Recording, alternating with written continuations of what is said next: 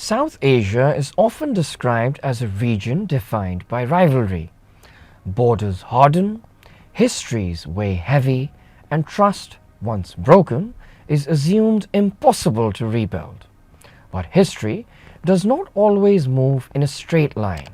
Sometimes it pauses, sometimes it recalibrates, and sometimes it quietly turns a page. In early January 2026, something significant happened. Not dramatic, not headline grabbing in the traditional sense, but consequential. Senior military leadership from Bangladesh and Pakistan met to discuss defense cooperation, an idea that just a few years ago would have seemed politically unthinkable. This was not nostalgia, and it was not symbolism.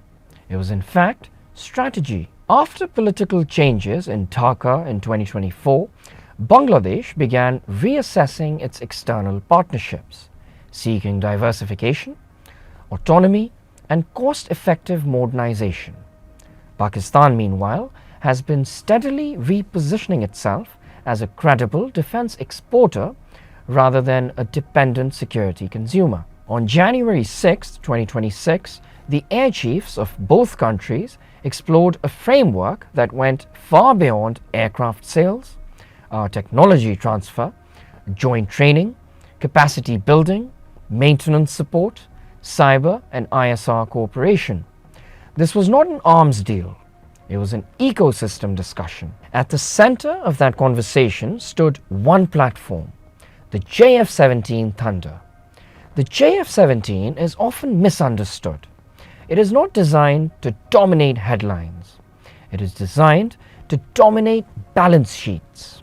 A 4.5 generation multi-role fighter co-developed by Pakistan and China, the JF-17 Block 3 offers modern avionics, AESA radar, electronic warfare capability, and beyond visual range strike power at nearly half the cost of Western equivalents. For countries modernizing under fiscal constraints, that matters.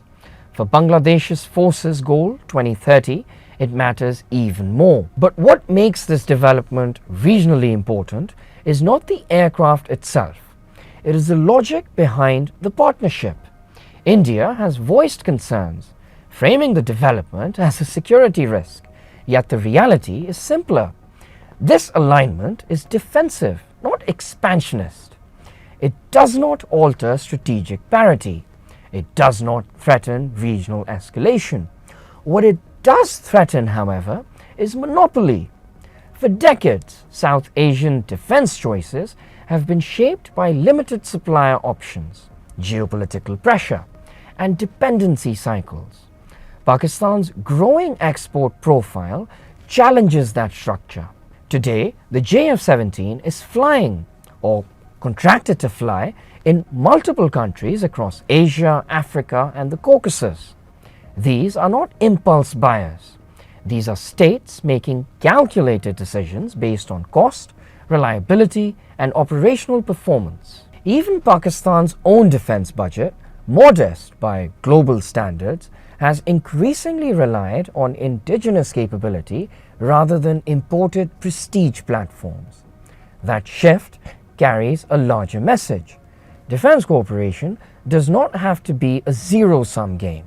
It does not have to deepen blocks. And it certainly does not have to serve superpower interests first. South-South defense partnerships, when structured around sustainability rather than dominance, can stabilize regions instead of polarizing them. Bangladesh and Pakistan are not erasing history. They are acknowledging it and choosing not to be trapped by it. This moment is not about jets. It is about agency, about redefining how Muslim-majority states in the global South collaborate without external gatekeepers, about building capability without dependency, and about recognizing that peace is not preserved by isolation but by balance. In a region accustomed to suspicion, even cautious cooperation is progress, and sometimes the most meaningful shifts in geopolitics begin not with declarations but with quiet, deliberate alignment. That's all for today. Thank you for watching.